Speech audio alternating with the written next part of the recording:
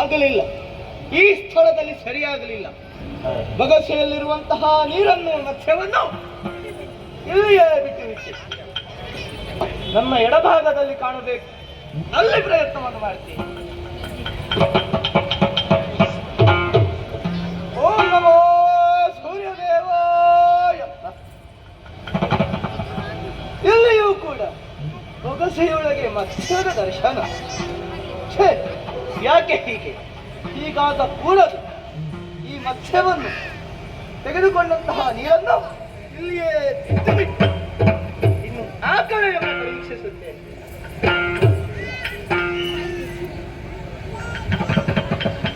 ಓಂ ನಮೋ ಸೂರ್ಯದೇವಾಯ. ಮೂರನೆಯ ಬಾರಿಗೂ ಕೂಡ ಬೊಗಸೆಯಲ್ಲಿ ನೀರನ್ನು ನಾನು ತೆಗೆದುಕೊಂಡೆ ಎಂಬಂತಹ ಹೊತ್ತಿನಲ್ಲಿ ಮತ್ಸ್ಯ ಮತ್ತೆ ಗೋಚರಿಸುತ್ತಾ ಉಂಟು. ಆಶ್ಚರ್ಯವೂ ಹೌದು. ಜೀವನದಲ್ಲಿ ನಾನು ಮಾತನಾಡುವಂತಹ ಮತ್ಸ್ಯವನ್ನು ಕಂಡದ್ದೇ ಇಲ್ಲ. ರಾಜರ್ಷಿ, ನನ್ನನ್ನು ಬಿಟ್ಟು ಬಿಡಬೇಡ, ನನ್ನನ್ನು ರಕ್ಷಿಸು ಎಂಬುದಾಗಿ ಹೇಳುತ್ತಾ ಉಂಟು ಮತ್ಸ್ಯ. ತನ್ನಂತಹ ಕಮಂಡಲದಲ್ಲಿ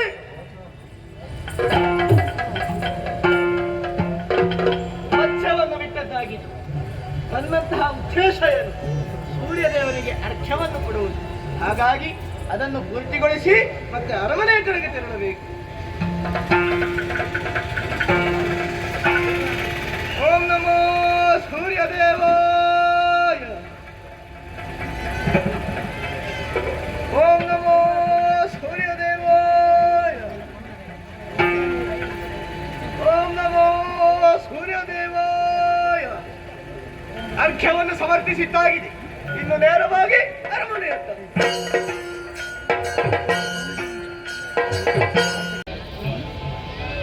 ಮತ್ಸ್ಯವನ್ನು ರಕ್ಷಿಸಬೇಕು ಎಂಬಂತಹ ಉದ್ದೇಶದಿಂದ ನೇರವಾಗಿ ಅರಮನೆಗೆ ಕಮಂಡಲದ ಮೂಲಕ ನಾನು ಅದನ್ನು ತಂದವನು. ತನ್ನಂತಹ ಕಮಂಡಲವನ್ನು ಪ್ರಸಕ್ತವಾಗಿ ನಾನು ಪೂಜಿಸುವಂತಹ ಪೂಜಾ ಮಂಟಪದ ಬಳಿಯಲ್ಲಿ ಇಟ್ಟಿಕೊಂಡು ಅಲ್ಲಿ ನಾನು ಕಂಡದ್ದಿ. ಮತ್ಸ್ಯಕ್ಕೆ ಅದು ಸಾಕಾಗಲಿಲ್ಲ.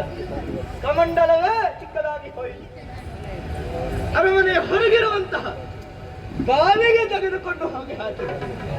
ಬಾವಿಗಿಂತ ದೊಡ್ಡದಾಗಿ ಬೆಳೆಯಿತು. ಬಾವಿ ಆಗಲಿಲ್ಲ. ಹೊರಭಾಗದಲ್ಲಿರುವಂತಹ ಕೆರೆಗೆ ತೆಗೆದುಕೊಂಡು ಹೋಗಿ ಹಾಕಿದೆ. ಕೆರೆಯೂ ಸಾಕಾಗಲಿಲ್ಲ.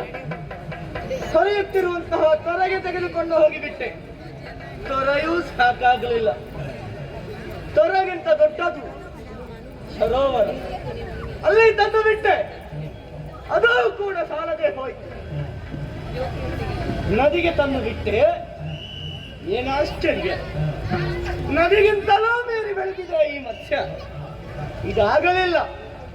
ಈ ಮತ್ಸ್ಯಕ್ಕೆ ಸರಿಯಾದಂತಹ ಸ್ಥಳ ಶರಧಿ ಎಂಬುದಾಗಿ ಭಾವಿಸಿ ಶರಧಿಯ ತಟಕ್ಕೆ ಬಂದವನಿದ್ದೇನೆ. ಸಮುದ್ರದಲ್ಲಿ ಬಿದ್ದು ಬಿಟ್ಟೆ. ಏನನ್ನು ಕಾಣುತ್ತಾ ಇದ್ದೇನೆ? ಇಲ್ಲಿಯೂ ಮತ್ಸ್ಯ ದೀರ್ಘವಾಗಿ ಬೆಳೆಯುತ್ತಾ ಉಂಟು. ಶರದಿ ಗರ್ಭದಿಂದ ಇತ್ತ ಕಡೆಗೆ ಬರುತ್ತಾ ಉಂಟು. ಏನು ಆಶ್ಚರ್ಯವೋ, ಏನು ದೇವನ ಲೀಲೆಯೋ ನನಗರಿಯದು. ಮುಂದೇನಾಗುತ್ತದೋ ನೋಡ್ತೇನೆ.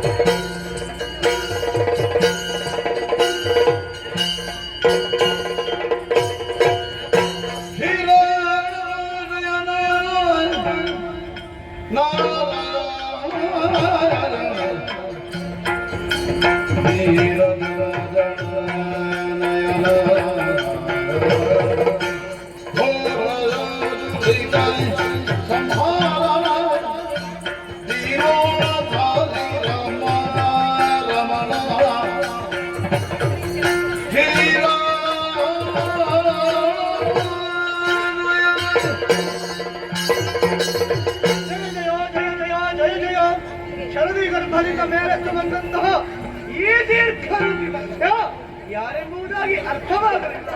ಭಯವಾಗುತ್ತಾ ಉಂಟು. ಭಯವನ್ನು ಕಳೆದುಕೊಡಬೇಕು.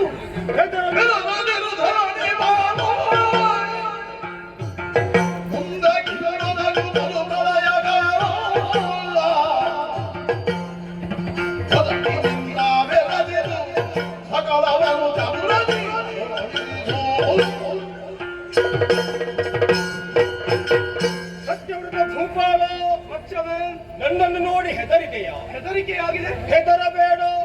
ನೀನು ಮಾತ್ರವಲ್ಲ, ದೇವಲೋಕದಲ್ಲಿರುವಂತಹ ದೇವತೆಗಳೇ ನನ್ನ ಈ ರೂಪವನ್ನು ನೋಡಿ ನಡುಗುವುದಕ್ಕೆ ಪ್ರಾರಂಭಿಸಿದ್ದಾರೆ. ಯಾಕೆ ಗೊತ್ತಾ? ಯಾಕೆ ಈ ರೂಪ? ನಿಮ್ಮನ್ನು ಹೆದರಿಸುವುದಕ್ಕೆ ಬಂದವ ನಾನಲ್ಲ. ಮತ್ತೆ ಈ ಪ್ರಪಂಚದಲ್ಲಿ ಅಧರ್ಮವೇ ತಾಂಡವಾಡುತ್ತಾ ಇದೆ.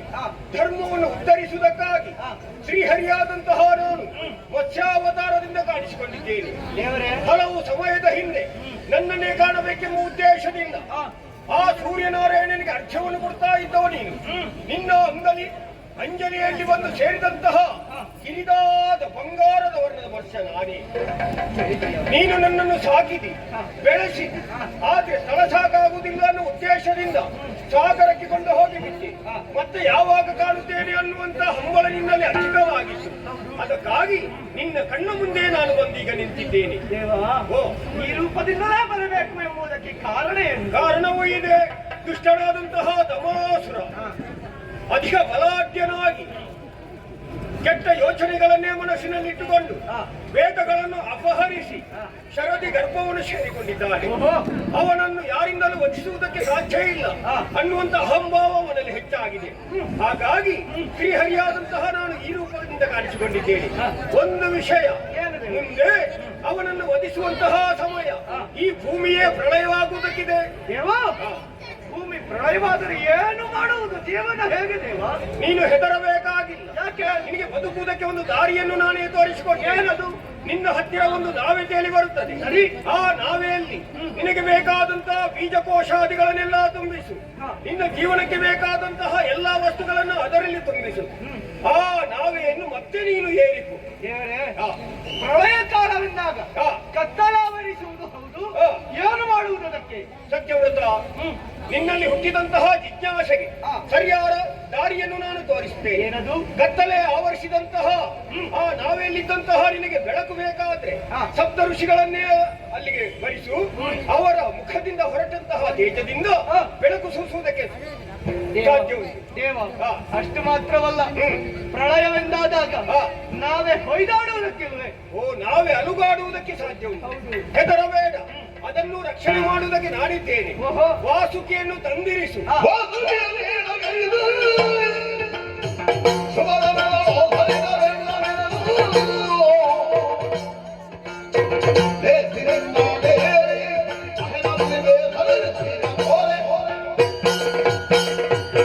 ಸತ್ಯವ್ರತ, ದೇವ ಆ ನಾವೇ ಅಲುಗಾಡುವ ರೀತಿಯಲ್ಲಿ ಹಾ. ನಿನ್ನನ್ನು ನಾವೆಯನ್ನು ರಕ್ಷಣೆ ಮಾಡುವಂತ ಹೊಣೆ ನನಗಿದ್ದ ಕಾರಣ ಹಾ. ಒಂದು ದಾರಿಯನ್ನು ಸೂಚಿಸುತ್ತೇನೆ. ಏನದು? ವಾಸುಕಿಯನ್ನು ತಂದಿರಿಸು. ಅದರ ಒಂದು ಬದಿಯನ್ನು ನನ್ನ ಗ್ರಂಥಿ ಭಾಗಕ್ಕೆ ಕಟ್ಟು, ಹಾ. ಮತ್ತೊಂದು ಭಾಗವನ್ನು ನಾವೆಯ ತುದಿಗೆ ಕಟ್ಟು. ಹಾ.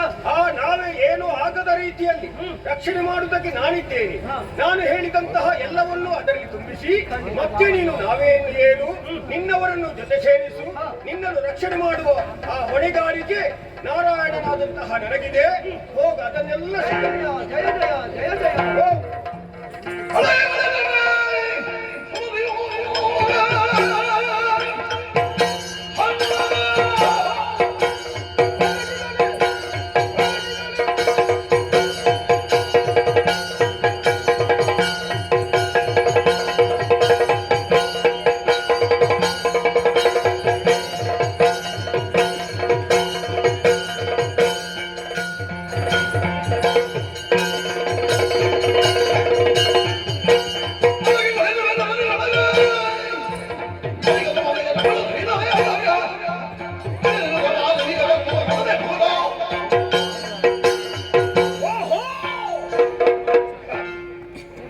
ಈ ಗಡಿಗ ತಮಾಸುರ ಅಡಗಿ ಕುಳಿತರೆ ಯಾರಿಗೂ ಕಾಣಬಾರದು ಅನ್ನೋ ಉದ್ದೇಶದಿಂದ ಶರದಿಯ ಗರ್ಭವನ್ನು ಸೇರಿ ಅಲ್ಲೇ ಈ ಸಲ ಒಂದು ಮನೆ ಮಾಡುವುದಕ್ಕೆ ಯೋಚನೆ ಮಾಡ್ತಾ ಇದ್ದಾರೆ. ಯಾರಾದರೂ ಶರದಿ ಗರ್ಭದಲ್ಲಿ ಹೋಗಿ ಮನೆ ಮಾಡಿ ನಿಂತ್ರೆ ಅದು ನಿಲ್ಲುವುದಕ್ಕೆ ಸಾಧ್ಯ ಉಂಟೆ ಅಲ್ಲ, ಬದುಕುವುದಕ್ಕೆ ಸಾಧ್ಯ ಉಂಟೆ. ಆದ್ರೆ ಇವರಿಗೊಂದು ಪಾಠ ಕಲಿಸಬೇಕಾಗಿದೆ. ನಾರಾಯಣನಾದಂತಹ ನಾನು ಅವನನ್ನು ಹುಡುಕುತ್ತಾ ಮುಂದುವರಿದ್ದೇನೆ.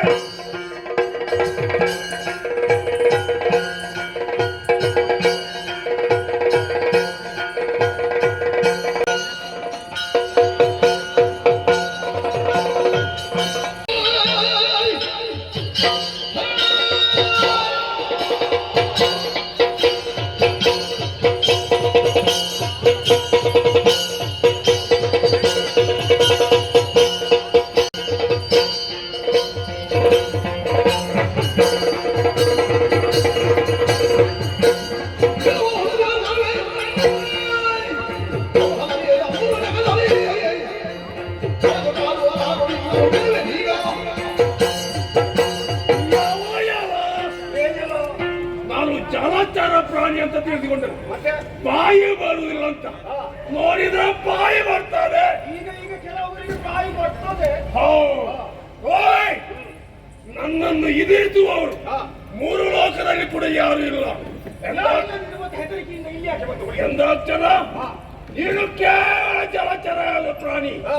ನನ್ನನ್ನು ಬಂದು ಕೆಣಕುವುದಕ್ಕೆ ಮುಂದೆ ಬಂದೆಯ. ಹೌದೌದು. ಇದು ನೀನು ತಿನ್ನದ ಅದೆಷ್ಟೋ ಸಮಯ ಆಯ್ತು. ನಿನ್ನ ಕಾಡಿದು ಕಾಡಿದು ತಿಂದೇನು.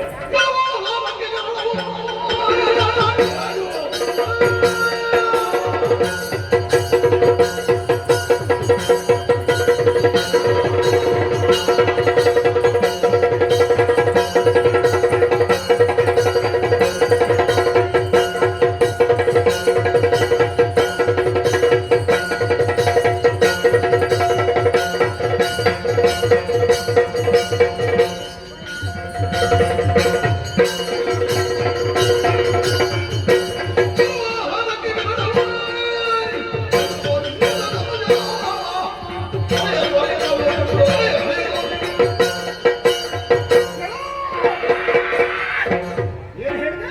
ನಿನ್ನನ್ನು ಕಾಡಿದು ಕಾಡಿದು ತಿಂದೇನು ಎಂಬುದಾಗಿ. ತಿನ್ನೋದೇ ತುಂಬಾ ಸಮಯ ಆಯ್ತಾ? ಹೌದು. ಇನ್ನು ನೀನು ತಿನ್ನುವುದಕ್ಕಿಲ್ಲ, ಉಳಿಯುವುದಕ್ಕಿಲ್ಲ. ಯಾಕೆ ಏನಂತ ಭಾವಿಸಿದ್ದಿ? ಅಂತರ್ಯಾನು ಮಹಾ ಸೇವಿಸುವಂತ ಆಹಾರ ಹಾ. ಅದು ಸರಿಯಾಗಿದ್ರೆ ಮಾತ್ರ ಹಾ. ಗಂಟಲಿನಿಂದ ಒಳಗೆ ಹೋಗಿ ಹಾ. ಹೊಟ್ಟೆ ಸೇರ್ತದೆ.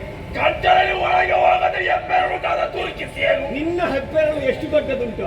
ಎಷ್ಟು ದೊಡ್ಡದುಂಟು? ಸಾಕು ನಿನ್ನನ್ನು ತುರುಕಿಸಿ ಏನು ಗಂಟಲಲ್ಲಿ ಇರುವ ದುಡ್ಡು ನಾನಲ್ಲ. ಒಂದು ವೇಳೆ ನನ್ನನ್ನು ಆ ರೀತಿ ತಿನ್ನುವುದಕ್ಕೆ ಮುಂದೆ ಹೋದ್ರೆ ಅದುವೇ ವಿಷವಾಗಿ ಪರಿಗಣಿಸದೆ ಯಾರಂತ ಭಾವಿಸಿದ್ದೀ? ನಿನ್ನ ಮಾತೆ ಅಲ್ಲ ನೀನು ಅಲ್ಲ, ನಾರಾಯಣ ನಾರಾಯಣ.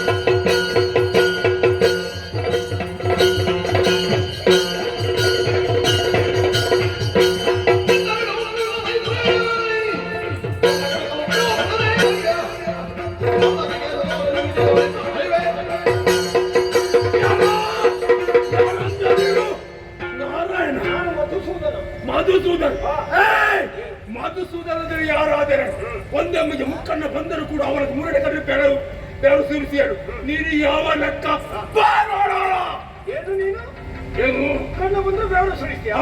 ನಿನಗೆ ಬೆವರು ಬಾರದ ರೀತಿಯಲ್ಲಿ ಕೊಂಡು ಮುಗಿಸ್ತೇನೆ.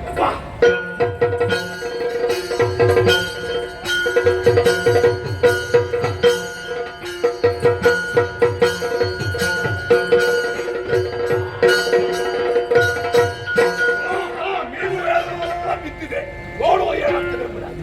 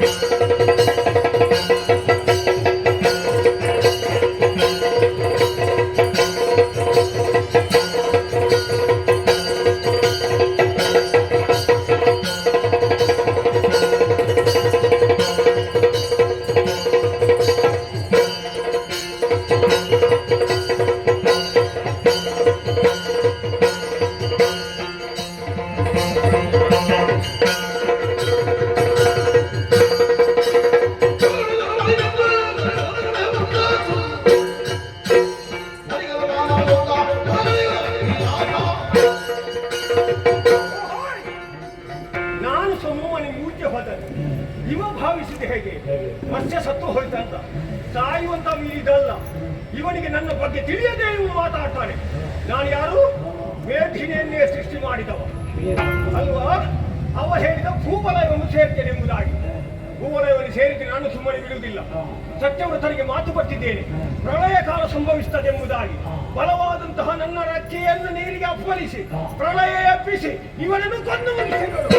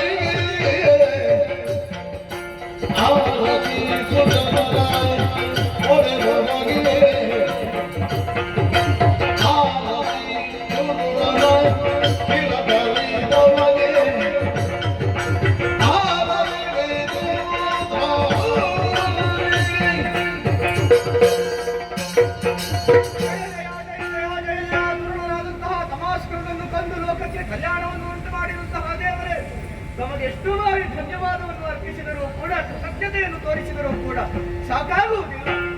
ದೇವರೇ, ಈ ಹೊತ್ತಿನಲ್ಲಿ ನನ್ನ ಮನಸ್ಸಿನಲ್ಲಿರುವಂತಹ ಒಂದು ಮಾತನ್ನು ಹೇಳಬೇಕು ಅಂತ ಇದ್ದೇನೆ. ಸತ್ಯವಂತ ಭೂಪಾಲ, ದೇವರ ದೈತ್ಯರನ್ನು ಸಂಹರಿಸಿ ವೇದಗಳನ್ನು ಉದ್ಧರಿಸಿದಂತಹ ನಿನ್ನನ್ನು ವೇದೋದ್ಧಾರಕರೆಂಬುದಾಗಿ ಎಲ್ಲರೂ ಕೊಂಡಾಡುತ್ತಾ ಇದ್ದಾರೆ. ತಮಾಸುರನನ್ನು ವಧಿಸಿದ ಕಾರಣ ದೇವತೆಗಳು ಸಂತೋಷಗೊಂಡು ಭೂಮಿಗೆ ಹೂವಿನ ಒಳೆಯನ್ನೇ ಸುರಿಸುತ್ತಾ ಇದ್ದಾರೆ. ಎಲ್ಲರೂ ಸಂತೋಷವಾಗಿದೆ ಅನ್ನುವುದರಲ್ಲಿ ಯಾವ ಸಂಶಯವೂ ಇಲ್ಲ. ನೀನು ಕೂಡ ಸಂತೋಷದಲ್ಲಿ ಇರಬೇಕಾದವ. ಏನು ಏನು ಏನಿದು ನಿನ್ನ ಮನಸ್ಸಿನ ಭಾವನೆ ಅರ್ಥವಾಗುವುದಿಲ್ಲ.